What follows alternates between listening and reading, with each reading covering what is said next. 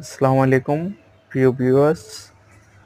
আমাদের নতুন প্রজেক্টের মধ্যে আপনার প্রোফাইল পাল্লাগুলো নতুন করে সেট করলাম। আপনারা চাইলে এই প্রোফাইল পাল্লা দিয়ে কাজ করতে পারেন অতি কম খরচে। বোর্ডের থেকে অনেক খরচ কম, অনেক স্মার্ট দেখা যায় এবং অনেক সুন্দর দেখা যায়। চাইলে আপনারা এটা ইউজ করতে পারেন।